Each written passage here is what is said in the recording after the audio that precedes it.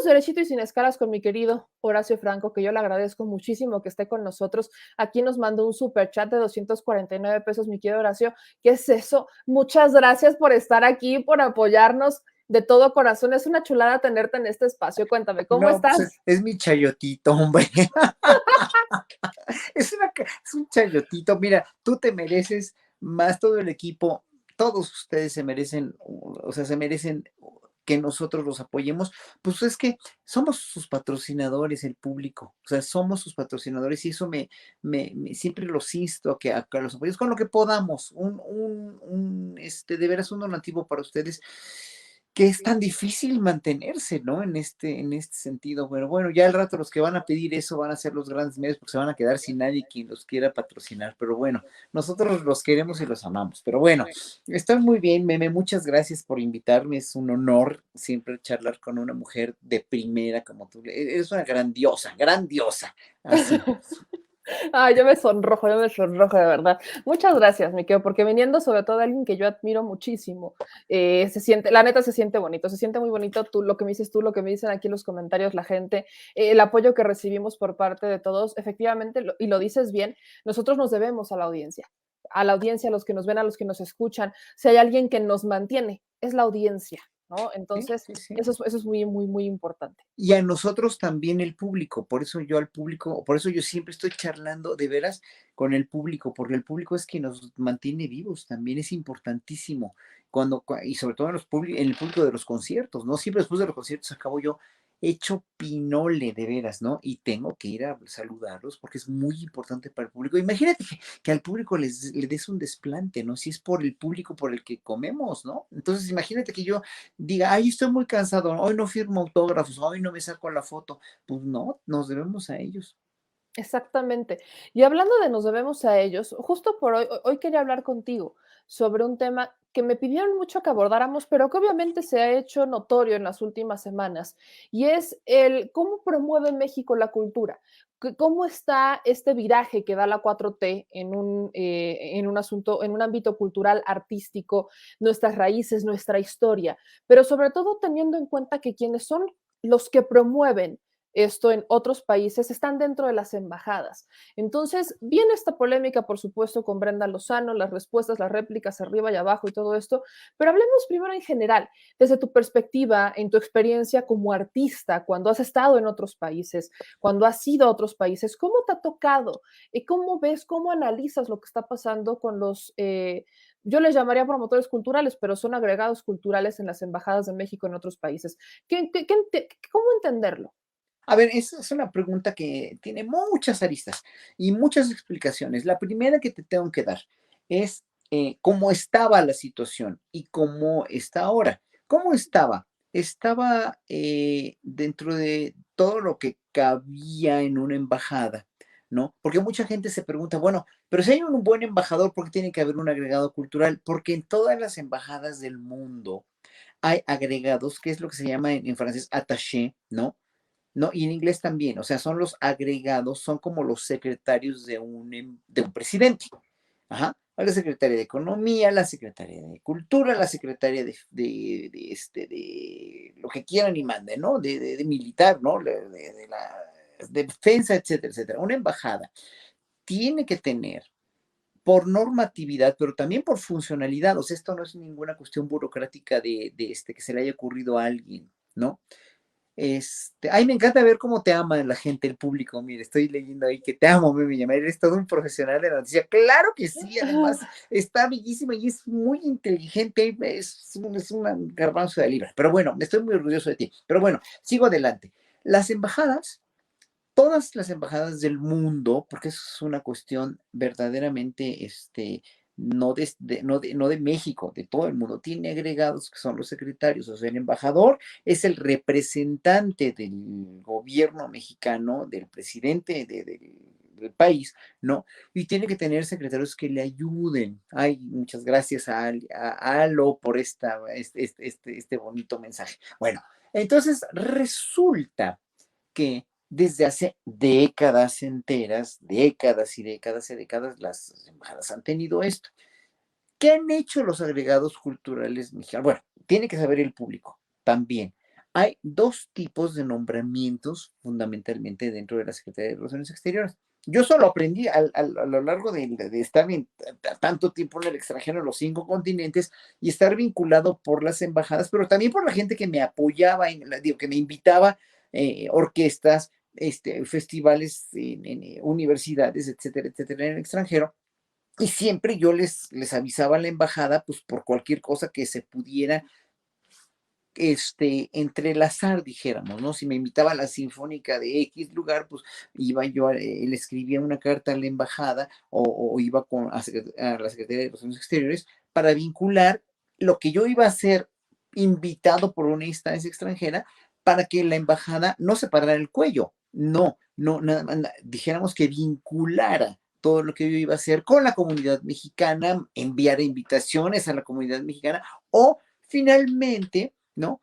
Cuando me invitaba a una embajada directamente por medio de la Secretaría de Relaciones Exteriores, pues obviamente ellos hacían la publicidad, etcétera. Y obviamente nunca, y eso lo tiene que saber el público también, cuando una embajada invita a artistas o cualquier tipo de promotor cultural, ya sea a un chef o ya sea a un grupo de danza o un artista como yo o lo que fuera que represente la cultura mexicana, no tiene presupuesto para honorarios. Normalmente no pagan honorarios. O sea, ¿y por qué no pagan honorarios? Bueno, no es su misión es promover la cultura, pero no tienen una bolsa, dijéramos, para pagar honorarios. Entonces, a veces, muchas veces, como artista, pues no tenías honorarios, pero tenías, obviamente, cuando un agregado cultural, o sea, estos secretarios que estaban ahí para promover tu evento, cuando eran buenos y funcionales, obviamente tenían la obligación de conseguir, pues obviamente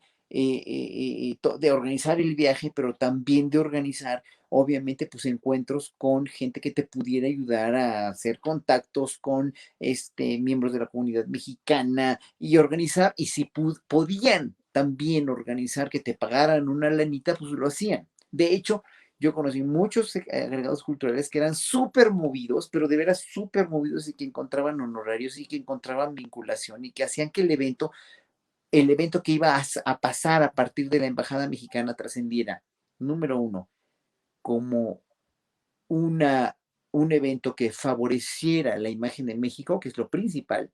Número dos, como un evento que favoreciera a la comunidad mexicana allá. Número tres, como un evento que favoreciera al artista que iba a trabajar allá, porque obviamente el artista se tiene que ver beneficiado, no nada más económicamente, eso es lo de menos, sino también por medio de que el público vaya y lo vea y vea lo que está haciendo y admire el trabajo, ¿no? Y número cuatro, que es también bien importante, para el público de allá, ¿no? Para el público local del país, ya sea Indonesia, ya sea Malasia, ya sea Estados Unidos. Entonces el público tiene que conocer también lo que está pasando en México y con eso mejoras ipso facto la imagen del país. Pero hay agregados culturales. Bueno, esa es una. Los embajadores y los agregados culturales y los agregados militares, etcétera, etcétera, todos, bueno, sobre todo los embajadores, ¿no? Y los agregados, son personal, también el personal administrativo. Pueden ser, o la mayoría de ellos son gente que entra a lo que se llama servicio profesional de carrera, que hacen la carrera de Relaciones Internacionales y entran a concursos para un escalafón, entonces van subiendo y subiendo, subiendo y subiendo de escalafón por medio de exámenes muy rigurosos, ¿eh? Muy rigurosos, exámenes además muy, muy bien plantados, muy bien formulados, y obviamente cuesta un montón de trabajo llegar a ascender y ascender y ascender, que pases ese examen hasta llegar a tercer secretario, segundo secretario, primer secretario, ministro y embajador. Esos son creo que los escalafones, ¿no? Ese es un tipo de manera de ascender, pero hay otro que muchas veces se ha cuestionado, evidentemente,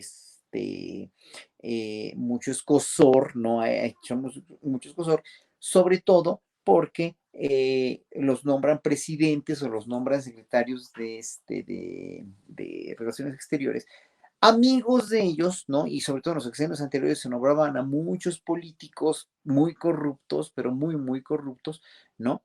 que en un momento dado lo habían hecho muy mal y los premiaban con una embajada. Por eso dice, pues sí, le dieron el premio, lo premiaron con un consulado en Estados Unidos o con una embajada o con lo que sea, ¿no? De eso pasó con este terrible gobernador de Veracruz, Fidel Herrera, que lo nombraron cónsul, le dieron su premisote de cónsul en Barcelona, ¿no? Obviamente, y fue un escándalo. Así ha habido muchos. Pero ha habido muchos embajadores de carrera que han sido brillantes, eminentes y agregados perdón, de carrera, no políticos, disculpen. Ha habido muchos embajadores políticos nombrados por presidentes que han sido verdaderamente maravillosos. Yo los he conocido de cerca y han hecho una gran labor por México. En ese sentido no quiere decir nada, pero sí hay evidentemente una desigualdad a veces en gente muy prominente de los que hacen todos sus exámenes de carrera y todo, y que no les dan lo que tendrían que merecer, ¿no? Porque pues, obviamente pues todo depende obviamente del secretario de Relaciones Exteriores o del presidente. Bueno, ya sabido esto,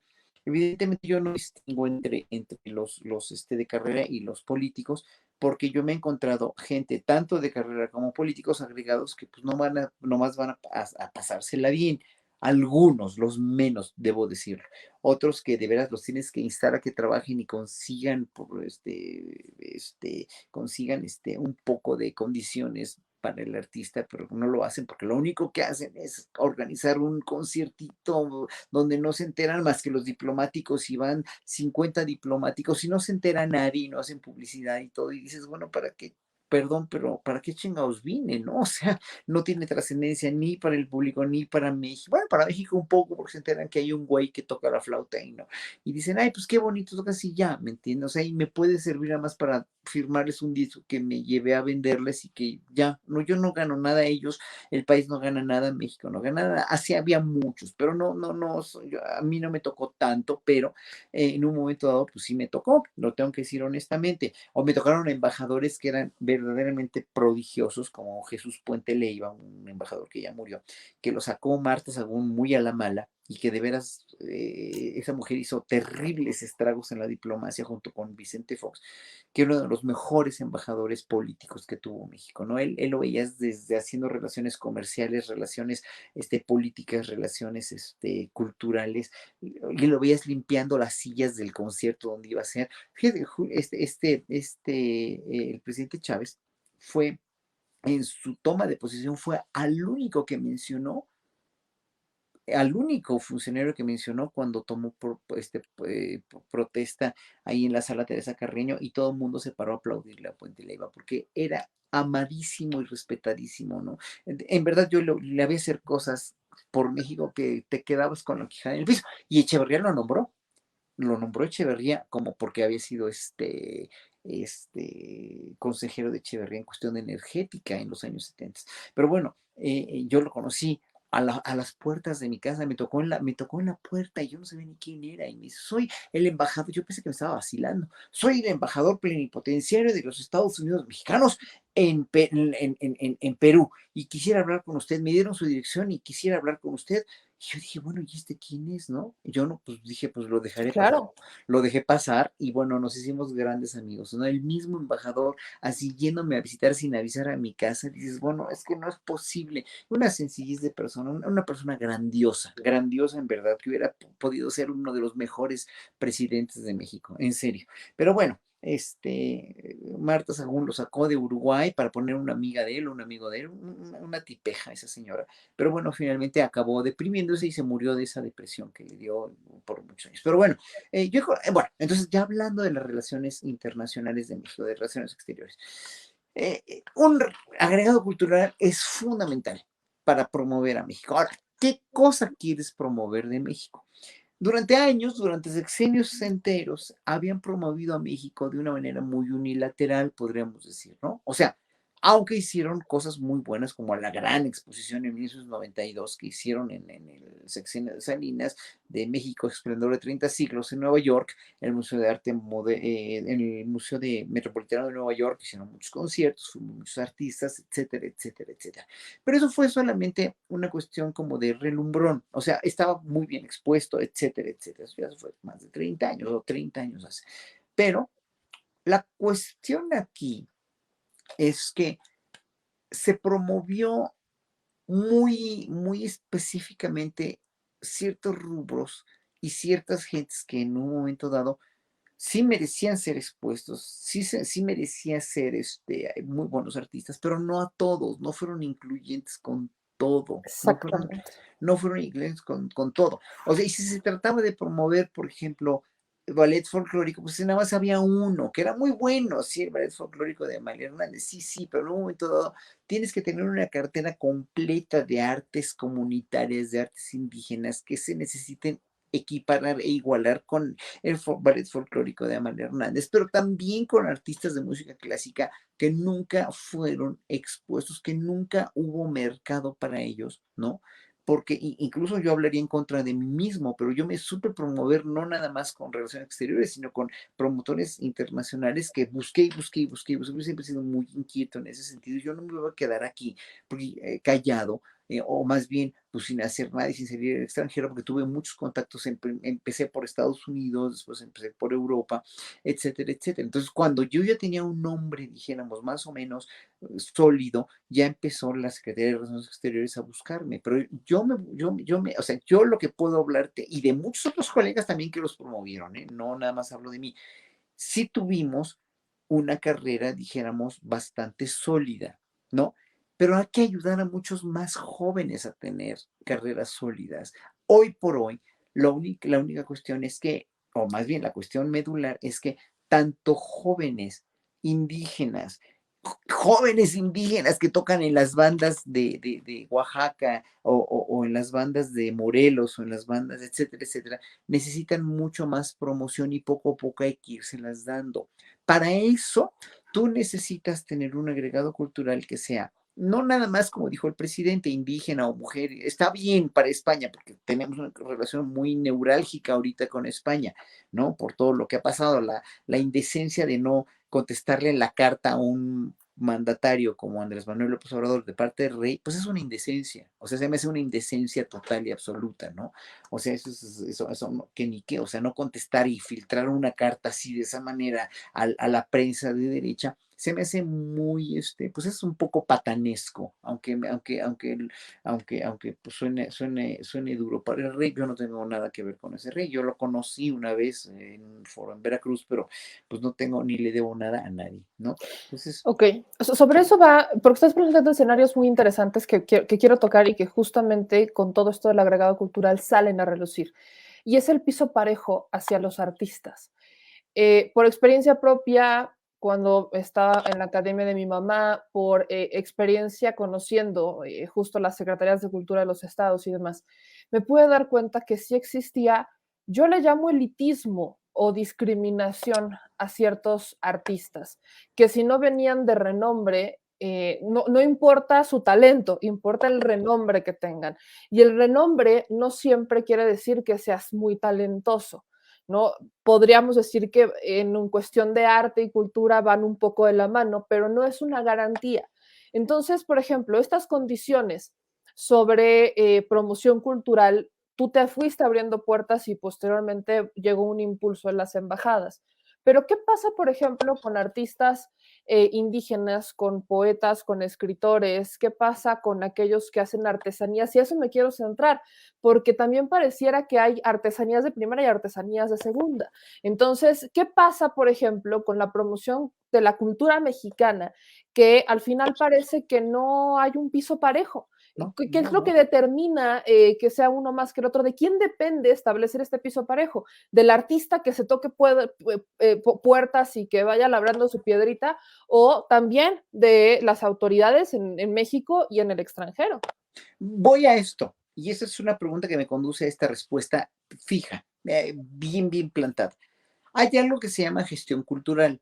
Un agregado cultural, bueno, y la gestión cultural, hoy por hoy, es una carrera ya. Es una carrera y es una especialización de carrera de ciencias sociales o de música o de danza o de lo que sea. Es gestión cultural a partir de una carrera o de una carrera base, ¿no? Bueno, los gestores culturales en México antiguamente, estoy hablando de hace 30 años, 40 años, 50 años, se formaban sobre la marcha, es decir, eran improvisados con talento o sin talento, pero que muchas veces lo único que necesitaban era, y como yo siempre lo he dicho, y tú no me dejarás mentir, meme, México tiene una sociedad de castas como en la India, ¿no? Porque es la misma sociedad de castas, nomás que aquí estamos en el closet, estamos enclosetados, no reconocemos que hay influyentismo y que hay nepotismo tan fácil. Sí lo reconocen, pero es una como de una sociedad de castas. Yo como no tuve nadie, porque mi mamá era sirviente y mi papá era cantinero y mucha gente conoce mi biografía, yo vengo de una familia de gente, de un padres analfabetos culturales, además analfabetos funcionales y analfabetos culturales, y yo me tuve que abrir paso, etcétera. A mí nadie me puso en el camino, ¿no? A mucha gente sí, mereciéndoselo o no, mucha gente que les compraron sus carreras, literalmente, ¿no? Artistas que se compraron o les compraron sus carreras. Bueno, lo mismo pasa con empresarios, lo mismo pasa con políticos, ¿no? O sea, esta sociedad de castas, yo como no pertenezco a eso, no tengo, mira, me podrán decir lo que quieran, pero jamás me van a decir que yo compré mi carrera con nada, ni se las di a nadie, ni le di nada, nadie a cambio de nada. Entonces, en ese sentido, la gestión cultural que había en los 50, 60, 70 era una gestión muy de la sociedad de castas, ¿no? Mexicana, y muy sobre la marcha. Aprendían hacia madrazos, aprendían sobre la marcha y obviamente necesitaban presupuestos muy generosos para poder operar. ¿Por qué? Porque siempre hubo moches, siempre hubo preventas, siempre hubo, etcétera, etcétera. Entonces, si yo te contara a ti y al público y un día voy a hacer un libro y todavía sigue pasando, ¿eh? Todavía sigue pasando y luego quiero hablar contigo al respecto, porque hay instituciones del gobierno donde todavía sigue habiendo gente que no está trabajando como debería y está cobrando un sueldazo y están sobre, y las autoridades, no sé si se hayan enterado, pero yo sí quiero hablar de eso. Pero lo que pasaba antes era que, por ejemplo, nada más un ejemplo, con una orquesta con la que yo toqué mucho, muy famosa en los años 90, Academy of St. Martin in the Fields, ¿no? Cuando llegaban a México, aquí les pagaban lo triple de lo que les pagaban en Inglaterra, los ponían en los mejores hoteles, pero todo era una cuestión de el lujo de la miseria. O sea, estos promotores culturales se dedicaban a comprar eventos muy caros y como tenían los apoyos de los presidentes y de toda la gente con mucho dinero, se dedicaban a finalmente promoverlos aquí, o sea, hacerlos que vinieran aquí a tocar programas que incluso ellos ni habían estudiado, los venían aquí a huesear, como decimos los músicos, o sea, a leer y a huesear. Eso pasó con el aniversario de Brahms, en el Johannes Brahms, el gran compositor alemán, en 1997. Los trajeron a México a tocar las 4 sinfonías de Brahms y los conciertos para piano, violín y el doble de piano y violín. Y nunca los habían tocado, no estaba en su repertorio. Pero como ellos querían, los faraones querían que la orquesta estuviera aquí tocando eso, pues les pagaron un montón más que nunca les habían pagado. O sea, de veras, ellos eran mis amigos, yo tocaba con ellos en ese entonces, ¿no? Incluso a mí me dijeron, oye, Horacio, ¿por qué si tú eres el único solista mexicano que ha tocado con nosotros? ¿Por qué no te ponen a tocar aquí en tu país con nosotros? ¿Por qué nunca podemos tocar aquí contigo? Y se me dio mucho coraje, porque dije, bueno, pues yo aquí soy un artista de segunda, ¿no? Y finalmente, pues, pero es que venimos a leer porque digo, nosotros sabemos tocar esta música, la podemos leer, tocar, pero como orquesta nunca la hemos tocado juntos, ¿no? Dices yo, híjole, pero es que, y dice, ¿por qué nos están pagando de veras un dinero? Nos pusieron en cuartos individuales en el Presidente Chapultepec.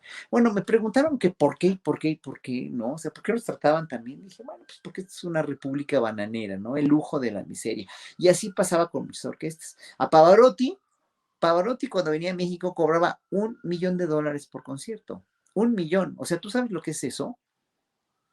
¿Y sabes con cuánto se quedaban los que lo traían? ¿Y sabes con cuánto negocio hacían? O sea, le tenían que traer queso de Módena y agua embotellada de Italia porque no aceptaba otra cosa. O sea, también, o sea, era una decadencia que no se pueden imaginar. O sea, el avión presidencial con los millones de pesos que les costaba el internet se queda chico a partir de cómo ganaban, o sea, comparando con cómo ganaban o cómo gastaban en esos sexenios.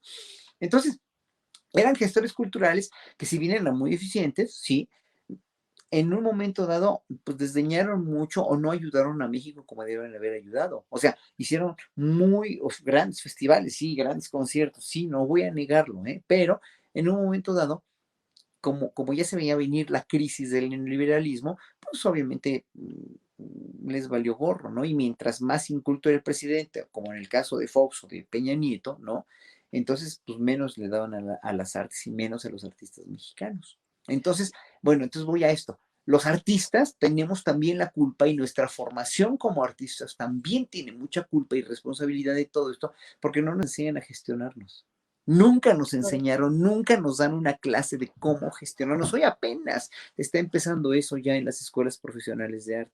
Pero antes los artistas no se sabían vender, ¿no? Entonces siempre tienes que recurrir a un gestor para que te ayude a venderte y también saque su comisión. Eso siempre ha existido. Los managers o gestores siempre han existido. Pero hoy por hoy hay mucha especialización. Hay gente que programa festivales, hay gente que programa conciertos, hay gente que programa, sí se llaman bookers, los que programan fechas, los que hacen los festivales, hay gente que representa a los artistas, etcétera, etcétera. Pero hoy por hoy un artista se tiene que representar solo. Entonces, obviamente, ¿cómo le vas a enseñar a una gente que hace arte o un gran artista que hace voladores de Papantla o que hace danza folclórica, pues a venderse para un festival internacional, ¿verdad? Pues no, obviamente no, ¿no? Ellos Sí, no, están no en está sus... como en tus prioridades, o sea, sí es sí es importante, pero digo, no es como de, déjame, voy a ver cómo me voy a gestionar o cómo me voy a administrar o voy a promocionarme cuando pues tengo que estar también preparándome para el público. Claro, y aparte de todo, en la cosmogonía indígena, meme, no está eso. No Claro. está eso. No está. O sea, yo grabé un disco hace como 7, 8 años con unos indígenas que hoy está muy grave el maestro, ya está muy grande, el tío Luis y Ubaldino Villatoro, dos músicos de Chiapas, grabé un disco que se llama Lienzos de Viento. Y obviamente, pues mi cosmogonía de artista occidental, vamos a llamarlo así, porque también es otra cosa, ¿eh? Ahorita digo esto, pero, y la cosmogonía de ellos como indígenas era totalmente diferente, ¿no? O sea, nunca se habían subido a un avión y los trajimos aquí a hacer la presentación del disco en el castillo de Chapultepec, por ejemplo, ¿no? Ellos nunca se habían subido a un avión en toda su vida. Uno vende, Ubaldiño Villatoro está en Chiapas, en Tuxtla Chico, y siempre se había mantenido de vender cocos de una palma en la cual bajaba él los cocos, los vendía y de ahí tocaba la chirimía maravillosamente. Es el último chirimista vivo que toca la chirimía y que él mismo construye sus chirimías y el otro maestro también construían sus flautas, pero no tenían la idea de mercadotecnia y de vender nada. Ellos hacían su música ritual para sus alumnos o para la gente que quería oírlos o para las festividades de religiosas, ¿no? ¿Qué se van a andar vendiendo? Entonces, obviamente tiene que haber gestores culturales para promover toda esa cultura y llevarlos fuera de México y promover todo eso, ¿no? ¿Por qué? Porque finalmente no está dentro de su know-how, dentro de su manera de ver la vida, el que el arte se puede vender. Ahora, ¿cómo nos queremos ver México? Voy a esto también. México ¿es un país indígena o es un país occidental? ¿Es un país con valores indígenas nada más o con valores occidentales? Y voy a poner de ejemplo, por ejemplo, las bandas de niños mijes, las bandas de niños indígenas. O sea, esas bandas son indígenas porque tocan indígenas ahí de Oaxaca, pero de indígena no tienen nada. La música que tocan es música de salón, música europea, totalmente instrumentos europeos occidentales. ¿Viste? Entonces, ¿cómo Sí. somos? ¿Qué es México? México es una amalgama totalmente diversa de muchas manifestaciones. Entonces, sí, el problema es que nos han hecho como un tipo de apartheid también, como en Sudáfrica, el apartheid para las artes tradicionales, para los mariachis, para la música sinfónica, para la ópera, pero es que en México hay un talento enorme de todo tipo y no todos los talentos, ahora sí, ahí ya acabo redondeando lo que tú dijiste, en México no a todos los grandes talentos se les ha apoyado. Y como debería ser, y te voy a poner un único ejemplo, que es un ejemplo que nadie me puede rebatir. En México, los grandes que lo han hecho afuera de México nada más, la mayoría son tenores. Los tenores como Rolando Villazón, como Ramón Vargas, como Armando Araiza, todos, no, no es Armando Araiza, se me olvidó el nombre, ahorita te digo cómo se llama el maestro Araiza. Bueno, Francisco Araiza. Ellos han hecho una carrera muy prominente en Europa, nada más por una única y sencilla razón. No es porque sean más talentosos que las sopranos mexicanas o que las mezzosopranos o que los barítonos mexicanos en la cuestión de ópera. La han hecho porque allá no hay esa tesitura disponible tan genéticamente dotada como la hay en México. Y entonces allá, pues ellos van, hacen audiciones, ya chingaron, ya hicieron una carrera prominente y maravillosa, ¿no? Allá y les pagan, se vuelven grandes figuras como se tienen que volver porque tienen gran talento, pero aquí hay sopranos, aquí hay mezzos, aquí hay barítonos que nunca van a tener esas oportunidades porque tú en Europa levantas una piedra y empieza a salir corriendo una araña, sale una soprano, una mezzo o un barítono con grandes facultades. Y entonces, ahora sí que ya se fregó la cosa, ¿no? Igual con pianistas. O sea, hay pianistas mexicanos maravillosos que murieron en el anonimato y murieron frustrados y de veras murieron muy, muy ignorados porque nadie los promovió. ¿Por qué? Porque no tuvieron la suerte de, ¿viste? Está muy tremendo, ¿eh? Es que es complejo y es importante que lo toquemos. Y ahí te van dos preguntas. Una tiene que ver justo con el tema de promoción.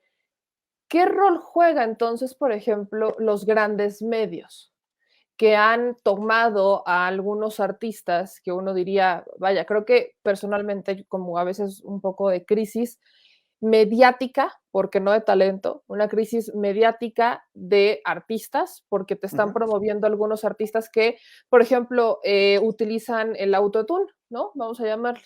Cuando hay otros que no lo necesitan y que son muy talentosos. En tu experiencia, ¿qué rol juega o hacia dónde se inclina y por qué se inclinan los medios en como en tomar a una persona y volverla famosa, y entonces esta persona famosa parecía que era como la constante? Aquí en México hemos visto pasar, y no digo que no sean talentosos, son talentosísimos muchos cantantes, pero son los mismos de siempre. Y son los mismos de siempre, los mismos de siempre, los mismos de siempre, los mismos de siempre, los mismos de siempre, y es como, ¿dónde está el semillero? México es semillero de artistas, y acabas de darme algo muy importante. Tenemos, así como hay fuga de cerebros, hay fuga de talentos artísticos. Como no Claro. encuentran oportunidades acá o como no, vaya, tocan las puertas y no están, vaya, van a otros países, les abren la puerta y se vuelven famosos en otros países y regresan a su país y es como de, bueno, ¿y tú qué haces aquí? No, se llama corrupción, se llama corrupción. O sea, todo esto es producto de la corrupción, de cómo finalmente es una combinación. La corrupción y la chatarrización de la cultura en México. O sea, son dos cosas.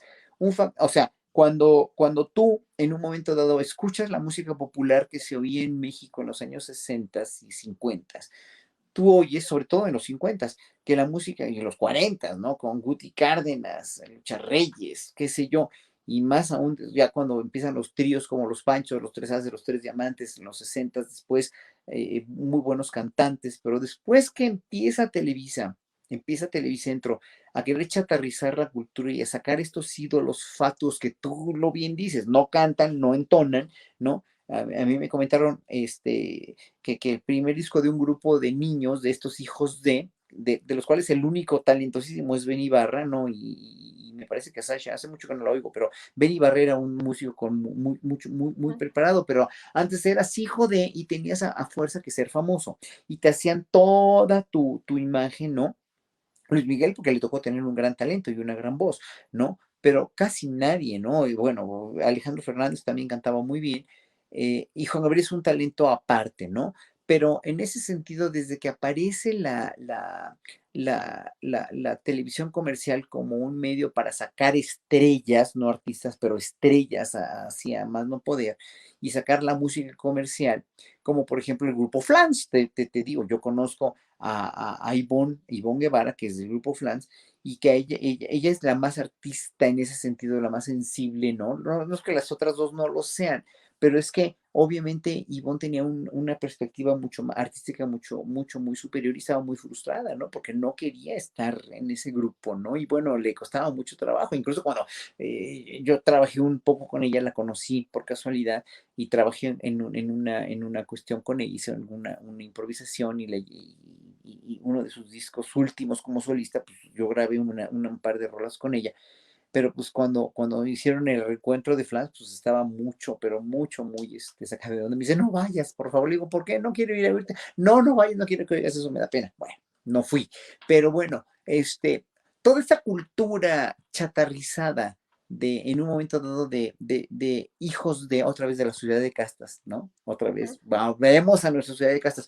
Y aparte de gente, de juntar gente que tenía mucho talento con gente que no tenía, o gente que no cantaba, gente que necesitaba el autotune, que necesita el autotune, que necesita, por eso te digo, este primer disco de este grupo, parece ser que les vino a dar el kit el coro de niños de la Nacional de Música en ese entonces, en los años 70, porque pues no podían dar una nota en su lugar estos niños, ¿no? Obviamente. Entonces, todo era fake, todo era una simulación, toda la cultura en México se volvió una simulación, ¿no? Incluso, obviamente, perdió México mucha calidad la calidad que te digo yo que tenían los tres haces, los panchos, los tres diamantes, etcétera, etcétera. Y pues obviamente músicas como la trova cubana, por ejemplo, musicalmente, y eso sí lo puedo firmar con sangre y con toda la autoridad que 43 años me dan de carrera y toda la música que tengo en mi cerebro y en mi haber, la trova cubana, por ejemplo, evolucionó como música, como arte, evolucionó muchísimo más que la música mexicana. O sea, cuando tú oyes a Silvio Rodríguez, a Pablo Milanés, a Mauri Pérez o a cualquier trovador cubano actual, dices, no, es que no friegues, o sea, nos la llevan de calle, es como en los deportes, meme, igual, o sea, nos la Sí, llevan de calle. ¿Por qué? Porque esta gente, pues sí, tendrán una dictadura comunista si ustedes quieren, lo quieren ver así, pero estas gentes sí, sí las pusieron a trabajar con orden, rigor y disciplina y no se hicieron idiotas, ¿no? Con orden, rigor y claro. disciplina y trabajo. Entonces, pues sí, tú lo dices bien, o sea, el arte mexicano, la cuestión de la comercialización y chatarrización de la cultura mexicana, de la comida mexicana, de la educación mexicana, del mismo mexicano como ser, como individuo con una belleza, con un talento, con una valía absolutamente pura y buena y noble, la hicieron para abajo porque querían vernos sometidos y controlados para sus intereses. Eso es que ni qué, o sea, había un comercial, me acuerdo, ¿no? Aparte de todos los comerciales, la cuestión de la imagen de la gente que trabajaba en las televisoras, ¿no? Era totalmente caucásica, ¿no? O sea, y había una cerveza superior, la rubia superior, y salió una rubia Ujú. despampanante. ¿Qué tenía que ver con nosotros, no? O sea, ya el hecho de la subliminalización de la rubia superior, o sea, tú eres Sí. inferior por ser mexicano y por ser prieto y por ser no, o sea, es terrible, eso es terrible. Nos vinieron a joder por años enteros, ¿no? Y a vernos a nosotros mismos como deplorables, malos, ínfimos, inferiores y todo, ¿no? O sea, eso es un horror, es un horror. O sea, nos está costando mucho trabajo volver a dignificarnos como pueblo, pero Andrés Manuel está ayudando mucho en eso, ¿eh? Ahora, justo ese es el tema. Si estamos cambiando, si hubo un viraje en esta administración de romper con esta chatarrización, de buscar, le ha dado mucho énfasis en promover a nuestras culturas, a los indígenas, le ha dado mucho énfasis en romper con el clasismo, lo han etiquetado por atacar a la clase media aspiracionista, etcétera, etcétera, etcétera. ¿Qué pasó y qué opinas del nombramiento que se le hace a Brenda Lozano tras la salida del escritor Jorge? Porque lamentablemente, desde mi perspectiva, creo que hubo una falla de comunicación por parte de la Dirección de Diplomacia Cultural, una falta de información con las versiones que vienen desde la renuncia, más bien desde que le quitan, le cesan el contrato al escritor, y entonces en una semana hacen el nombramiento de Brenda Lozano, que desde mi perspectiva, ojo, nada tiene que ver con que sea mujer o feminista, No, no, no, no. cero, de ese no es el tema, porque aquí yo sé que hay muchas personas que lo ponen, ese no es el tema. El tema es que yo no he visto una obra de Brenda Lozano que hable o refleje justo el viraje cultural que le ha querido dar el presidente López Obrador. Y eso que hemos visto, quizás el error en donde seguimos viendo este clasismo y elitismo, lo vemos mucho en la Secretaría de Relaciones Exteriores, lo vemos mucho con los agregados culturales. Entonces, cuando el presidente dice que dejen ustedes que esté o no de acuerdo con la administración y con los trabajos de gobierno de la 4T, yo no me la imagino promoviendo, y eso creo que es el punto medular, yo no me la imagino haciendo una promoción cultural en España de los indígenas. Yo no me la imagino en ese escenario personalmente, pero ¿en qué sentido entendemos que si esta administración da este viraje para hacer una promoción distinta, se den nombramientos con los que quizás uno no lograríamos ese objetivo? Mira, yo no sería tan tajante ahí.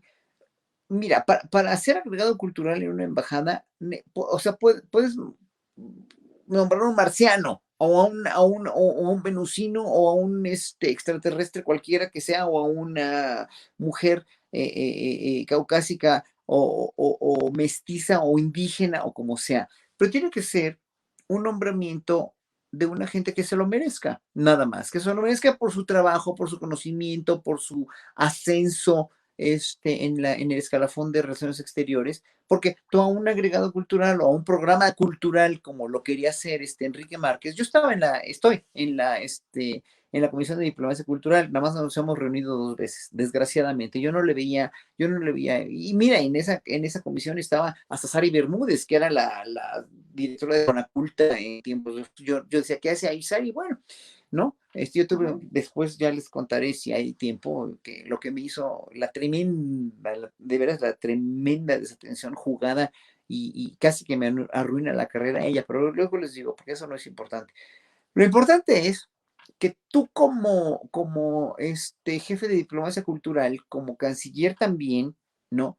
Y qué bueno que López Obrador tomó las riendas ahí y dijo lo que a él le gustaría que sería una mujer indígena. Sí, yo totalmente de acuerdo con el presidente, sobre todo por lo resquebrajada que está la relación con España, ¿no? Y por Exacto. lo neurálgica que dije que estaba. Sí, obviamente, pero tiene que ser alguien que sí tenga el perfil. Por ejemplo, cuando dijo mujer indígena, pues Natalia Toledo, por ejemplo, ¿no? O sea, ella tiene todo el bagaje cultural de su papá, estuvo trabajando en la Secretaría de Cultura con Alejandra Frausto, es una gente verdaderamente emprendedora, inteligentísima y muy sensible. Bueno, obviamente. Pero qué es lo que tiene que tener un agregado cultural fuera por eso ella sería ideal, pero fuera del ideal del presidente? Yo creo que lo que tiene que tener es que tiene que estar preparada para ello, tiene que tener los conocimientos. O sea, de nada nos sirve tener una feminista a ultranza, México, ¿cómo se llama? Afromexicana o indígena o mestiza o caucásica o china o lo que sea, si no va a haber este compromiso y esta mística de representar a México digna, eficientemente y sobre todo con una visión de periscopio para ir buscando, ir gestionando, etcétera, etcétera. Probablemente Brenda Lozano lo hubiera tenido, pero fue tan obvia tan obvio su actuar en contra del presidente, en contra de un gobierno que vas a representar que no es congruente. Digo, sí, a mí me preguntó López Almejo, ¿no? Si tú hubiera estado en el papel de Brenda Lozano, hubieras renunciado. Le dije, no, yo no hubiera renunciado, yo ni tan siquiera lo hubiera aceptado. ¿Cómo puedes aceptar algo, ¿no? De un gobierno al cual no apoyas, ¿me A entiendes? ver, te voy a hacer esa pregunta. Si a ti te hubiera propuesto la administración de Felipe Calderón para ser agregado cultural, ¿lo habrías tomado? Nunca, nunca. No, no, porque finalmente yo en lo personal, ¿no? Yo en lo personal no puedo desempeñar una función para la cual no estoy dotado genéticamente, para la cual además no me gusta. Entonces, si no me gusta y no estoy dotado genéticamente, ¿qué voy a hacer en un puesto así? A mí me ofrecieron el FONCA, me ofreció López Obrador el FONCA cuando recién las elecciones. Le dije a Alejandro Forza, ¿sabes qué? Dile que muchas gracias por la diferencia, pero que no puedo tener yo ningún puesto administrativo porque no soy gestor ni administrador. Yo apenas puedo gestionar mis calzones en un cajón. ¿Qué voy a andar yo gestionando dinero ajeno? ¿No? ¿Qué voy a andar gestionando? Me invitaron a ser diputado en esta próxima legislatura plurinominal. ¿Qué voy a andar yo haciendo? No. Si ya fui diputado constituyente y fue la peor época de mi vida. Yo no puedo hacerlo, ¿no? Pero si me hubieran propuesto ser agregado en el gobierno de Peña Nieto, o sea, que de veras ya estaba yo asqueado de Peña Nieto y del gobierno de Peña Nieto y estaba total y absolutamente en contra, más abiertamente que nunca de ningún otro gobierno, ¿no? Y el de Fox también, ¿eh? Por lo que me hizo usar y por la misma etiología del señor Fox, ¿verdad? Pero bueno, Calderón siempre fue muy respetuoso conmigo, pero tampoco hubiera sido agregado cultural. O sea, yo no los apoyé, nunca he apoyado ningún gobierno más que a este. Nunca les he pedido nada tampoco, ¿eh? Nunca les he pedido nada, pero ni a este tampoco, y a este menos que a ninguno yo le pediría algo para mí, pero no hubiera yo aceptado nunca, no hubiera aceptado. ¿Por qué? Porque no estoy hecho para eso. A mí no me importa, o sea, el poder que yo tengo está en el escenario, está en la academia, y ahorita estoy viendo que estoy de mesa en mesa y de charla en charla contigo, con Julio, con Sí. Ernesto, con Vicente, pues estoy viendo que pues, como soy muy hocicón y ya tengo cierta hilaridad, hilación, perdón, hilación al hablar, pues a la gente le late lo que digo como ciudadano, pero no, pero jamás voy a pasar de este umbral, jamás voy a empezar a hacer periodismo. Me sentiría el más grande impostor del mundo. Yo no puedo estar en algo en lo que me siento impostor. ¿Por qué? Porque no es mi carácter, no es mi etiología, no es mi objetivo en la vida. Mi objetivo en la vida es ser feliz. A mí me hace muy feliz hablar contigo y con el público, me hace muy feliz tocar para el público, me hace muy feliz la academia y ya, nada más. Todo lo demás me sale sobrando. Aquí quiero agregar algunos comentarios que nos están haciendo. Este, nos dicen por aquí que el agregado cultural o agregada cultural tiene que ser una persona empapada de todo lo que es el arte nacional y por lo regular buscan a personas que son conocidas de alguien, aunque no tengan nada de conocimiento en arte y cultura nacional. Acá, en otros comentarios nos dicen que no creen que Brenda vaya a renunciar. Este, Hoy, perdón, perdón, perdón, ahí voy a decir algo. No tendría la maestra, con todo el respeto que me merece, ¿no? No tendría vergüenza cuando el presidente finalmente, pues ya dijo que no, ¿no? O sea, imagínate, o sea, yo no tendría la cara para poderme sentar en una silla cuando el presidente dijo lo que dijo. o sea, cuando vas a representar a alguien que no quiere que, que lo representes, Está ¿no? Creo que ese es cabrón, el pero tema. claro, está cabrón. Ahora, mi querido Horacio, en ese sentido, quiero justo hacerte esta pregunta porque va con todo el tema. Hubo un señalamiento similar con el CONAPRED, si no estoy mal, que el presidente quería que fuera una mujer e indígena quien dirigiera el CONAPRED. Ese nombramiento yo no he visto que llegue, yo no he visto que se haya hecho la terna todavía. O sea, creo que hubo muchas suspirantes, hubo muchos menciones, pero no he visto que se haya formalizado algún nombramiento en CONAPRED de una mujer indígena, justo por el tema de, bueno, creo que si somos congruentes, quien podría representar esta dependencia de forma bastante congruente es una mujer indígena que haya sufrido, bueno, si alguien sufre discriminación, son las mujeres indígenas, ¿no? Creo que son de la escala de discriminación, están ya, vaya, si eres mujer te discriminan, pero si eres mujer indígena es peor. Y en ese sentido yo no he visto que se haya dado este nombramiento. Y no sé si es porque dentro de la administración todavía existen estas, como estos, rastros de la política pasada neoliberal que no dejan que lleguen, o si no se ha presionado en el tema.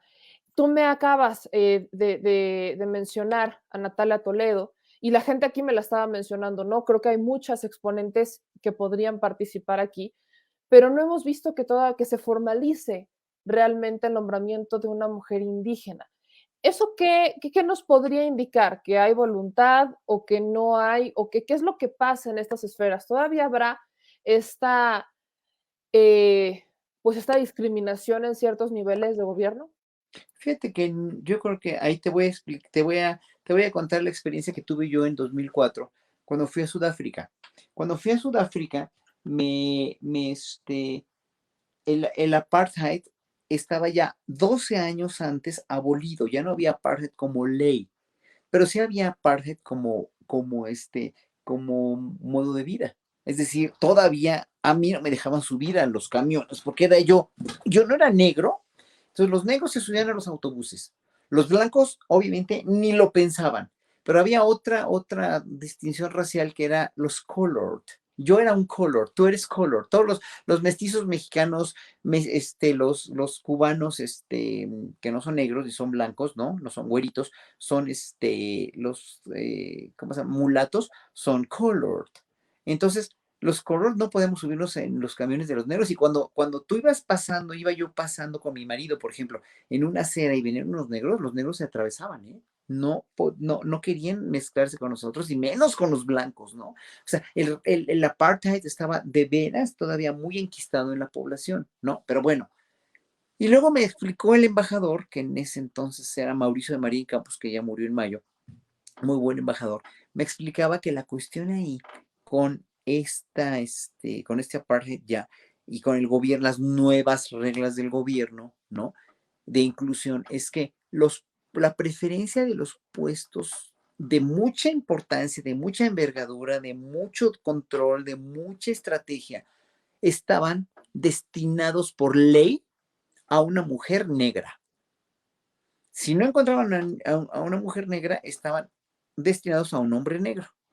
Si no se lo podían dar a un hombre negro, se lo daban a una mujer blanca. Y si no se lo podían dar a una mujer, a una mujer color, perdón, hombre color, hombre blanco, y mujer blanca y hombre blanco. O sea, el último que tenía la prioridad en tener un puesto de importancia vital era un hombre blanco. ¿Por qué? Porque pues, siempre los habían tenido y ahora ya se habían puesto guapos, ¿verdad? Con su ley de no apartheid.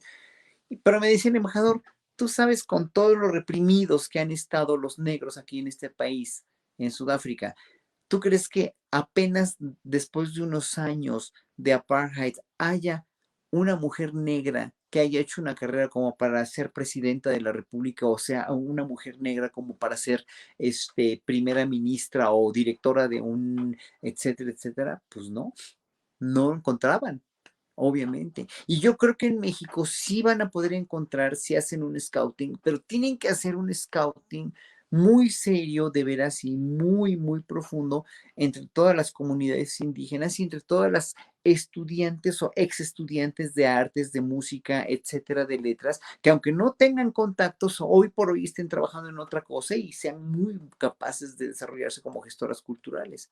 Pero esa capacidad de gestión cultural se las va a dar o la academia misma, porque tienen que tener esos estudios, ese know-how, tienen que hablar inglés, tienen bla, bla, bla, bla, bla, ¿no? En un momento dado hablar inglés para poderse comunicar. Si no, bueno, hablan maya o hablan mixteco o hablan zapoteco, pero también tienen pueden aprender ese otro idioma, ¿no? O sea, es importante. O sea, para mí, yo como los veo iguales a los indígenas, pero no están considerados como iguales dentro del escalafón. Entonces hay que ver, obviamente tienen que conseguir gente muy capaz y muy, pero muy inteligente, que sí la hay, pero no la han dejado desarrollarse. ¿Por qué? Porque siempre los han discriminado, como en Sudáfrica, no, nada más. No, entonces yo creo que sí, ahí tienen que, no se les va a dar tan inmediato, pero también tienen que los mismos agregados culturales de las embajadas o la misma gente tan valiosa de la Cancillería que ha hecho exámenes tan estrictos, tan bien plantados, tan bien cimentados, también tienen que ver que tienen que promover a todo tipo de cultura y arte. Y la cultura y arte mexicanos son multifacéticos, o sea, como te digo, es importante, es en verdad muy importante que veamos a México no como una nación 100% indígena, ni 100% mestiza, ni 100% occidental, sino como México, como lo que es una amalgama de todas estas culturas y promoverlas a todas por igual, dándole prioridad primero a lo que nunca se le dio, que es a Claro. las artes indígenas comunitarias, etcétera, etcétera. Ahora, en ese sentido, mi querido Horacio, si en la Embajada de México están preocupados, y es muy relevante, por ejemplo, la promoción cultural y otras, es una forma de impulsar el desarrollo de los mexicanos y del país hacia adentro de este territorio. Entonces, ¿por qué no preocuparse de esta misma manera en los consulados, por ejemplo, para impulsar el bienestar del migrante fuera del país? Pareciera, por ejemplo, hay algunos consulados, lo hemos visto, las críticas hacia los consulados son sobre la atención, pero si están mal, imaginémonos en cómo atienden a nuestros migrantes donde estén. ¿Qué hay sobre la promoción? ¿Qué hay sobre esto de hacerlos, de integrarlos, de que se desarrollen incluso en un país ajeno, donde no conocen el idioma muchas veces, donde se topan con muchas, con muchos tropiezos y bardas y vallas y topes y vayas, con tanta adversidad? ¿por qué no desde el consulado justamente fomentar, impulsar el bienestar del migrante allá afuera con su cultura, con sus raíces? Son muy pocos escenarios en los consulados, no en las embajadas, en los consulados donde se da justamente esta preocupación por fomentar e impulsar el bienestar de los migrantes fuera del país.